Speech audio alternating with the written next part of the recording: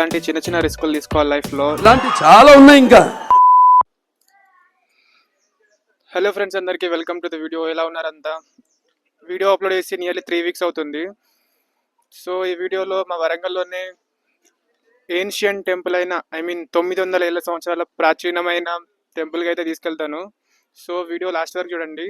ఆ టెంపుల్ నుంచి వ్యూ మాత్రం చాలా బాగుంటుంది చూడడానికి. ముందుగా వీడియోని లైక్ చేసి కొత్త వారు ఎవరైనా ఉంటే సబ్స్క్రైబ్ చేయండి. మొత్తానికి అయితే వర్షంలో తడుస్తూ వచ్చేసా. అక్కడ గుట్ట మీద గోల్డ్ కలర్లో మెరుస్తుంది కదా, అది టెంపుల్ది గోపురం. అక్కడికైతే ఇప్పుడు వెళ్ళాలి. అది కొండ ఎక్కాలి, మెట్లుంటాయి అటు సైడు. ఇక్కడ పక్కనే చెరువులాగా ఉంది కదా, దీంట్లోనే వినాయకుడి నిమజ్జనం కానీ అలానే బతుకమ్మ ఫెస్టివల్ ఇక్కడ చాలా గ్రాండ్గా సెలబ్రేట్ చేస్తారు ఎవ్రీ ఇయర్.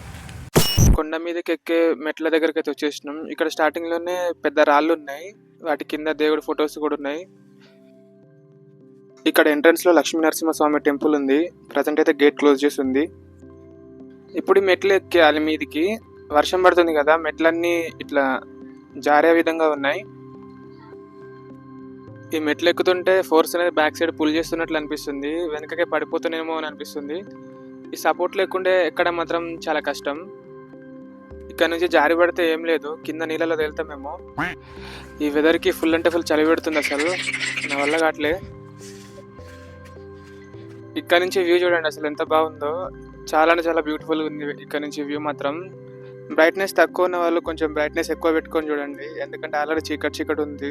బ్రైట్నెస్ తక్కువ ఉంటే ఇంకా చీకటి కనిపిస్తుంది. మొత్తానికి ఆ జారే మెట్లు అయితే ఎక్కేసి మీదకి అయితే వచ్చేసిన. ఇప్పుడు ఇంకా కొన్ని మెట్లు అయితే ఉన్నాయి టెంపుల్ మీదకి వెళ్ళడానికి. మొదట్లో అంటే 5వ శతాబ్దంలో ఇది ఒక షైవైట్ కేవ్ టెంపుల్, అంటే శివుడిని పూజించే ఒక గుహలా ఉండేది.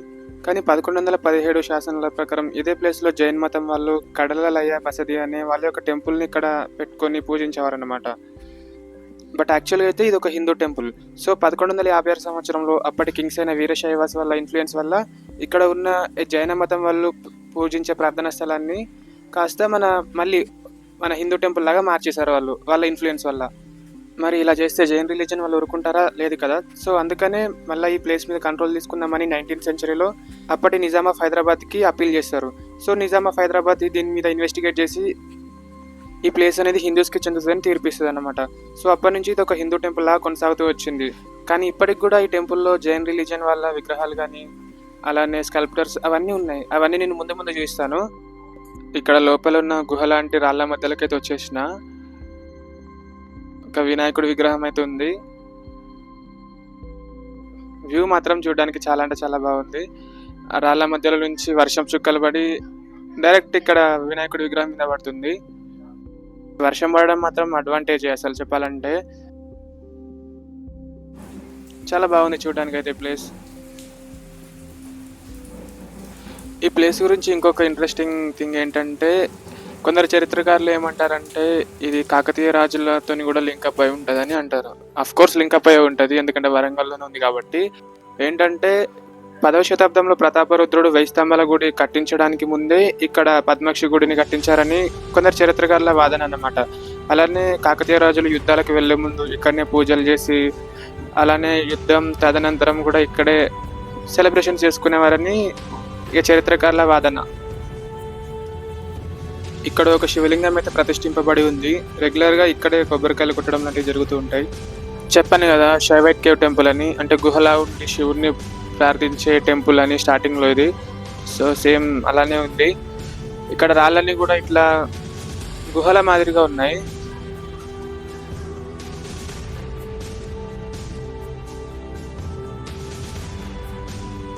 ఫ్రెండ్స్, ఇంతకుముందే చెప్పాను కదా జైన్ రిలీజన్ వాళ్ళ విగ్రహాలు ఇప్పటికి కూడా ఉంటాయని. సో అవే ఇవి, వాళ్ళు కొలిచే ఆరాధ్య దైవాలు. సో నార్మల్గా చాలా మంది కన్ఫ్యూజ్ అవుతూ ఉంటారు అన్నట్టు, ఇది హిందూ టెంపుల్ కదా, ఈ జైన్ రిలీజన్ వాళ్ళ విగ్రహాలు ఇక్కడ ఎందుకున్నాయని. సో ఈ వీడియో చూస్తే వాళ్ళకి అర్థమైపోతుందేమో. ఇక్కడ నుంచి వ్యూ చూడండి ఎంత బాగుందో. ఈ ప్లేస్ని పద్మాక్షమ్మ గుట్ట అంటారు, అలానే పద్మాక్షి టెంపుల్ అంటారు. ప్రజెంట్ అయితే డోర్ అయితే క్లోజ్ చేసి ఉంది పద్మాక్షి మాత అది ఆలయ ద్వారం. యాక్చువల్గా మీకు విషయం చెప్పాలి ఏంటంటే, ఈ వీడియో షూట్ చేస్తున్నప్పుడు నాకు ఫీవర్ అండ్ కోల్డ్ వచ్చి ఉండే. అయినా కానీ వర్షంలో వచ్చి వీడియో తీస్తున్నా. ఇంట్లో వాళ్ళు సేమ్ తిట్టనే తిడతారు నన్ను. ఊహిస్తేనే భయంకరంగా ఉంది. ఫ్రెండ్స్ ఇక్కడైతే పెద్ద పెద్ద రాళ్ళు ఉన్నాయి. వీటి మీదకి ఎక్కి ట్రెక్కింగ్ చేద్దామని అయితే ఇక్కడికి వచ్చిన. ఇప్పుడు వర్షం పడుతుంది కాబట్టి కొంచెం జారుతుంది ఈ ప్లేస్. ఇలాంటి చిన్న చిన్న రిస్కులు తీసుకోవాలి లైఫ్లో. రిస్క్ లేకపోతే లైఫ్లో దొరికేది రిస్క్ మాత్రమే. పద.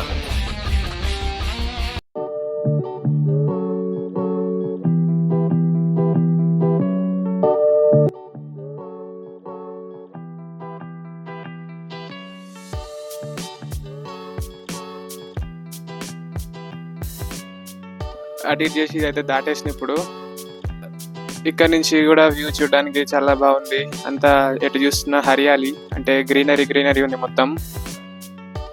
బాహుబలి మూవీలో ప్రభాస్ నీటి కొండ ఎలా ఎక్కుతాడో నాకు కూడా చిన్నప్పటి నుంచి ఆ గుట్ట ఎక్కాలని చిన్నప్పటి నుంచి నా కోరిక. ఏదో ఒక రోజు అయితే ఎక్కుతుంది. సో ఇలానే సపోర్ట్ చేసి ఉండండి. నా అప్కమింగ్ వీడియోస్లో ఏదో ఒక రోజు అయితే అది ఎక్కి వీడియోస్ చేస్తాను నేను. ఇప్పుడైతే దిగి అయితే వెళ్ళిపోదాం.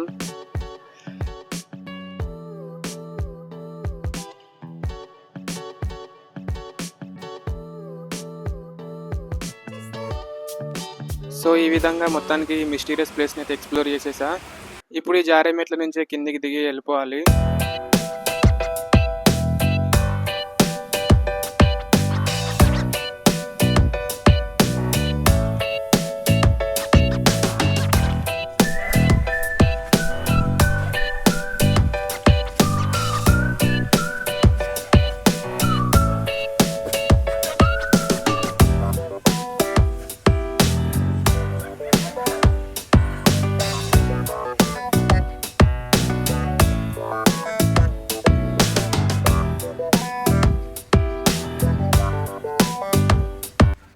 ఈ రోజుకైతే ఇంతే ఫ్రెండ్స్. ఈ వీడియో మీకు నచ్చింది అనుకుంటున్నా. వీడియో నచ్చితే లైక్ చేసి సబ్స్క్రైబ్ చేయండి. ఇలాంటి మరిన్ని వీడియోస్తో మళ్ళీ కలుసుకుందాం. Until then take care and bye bye.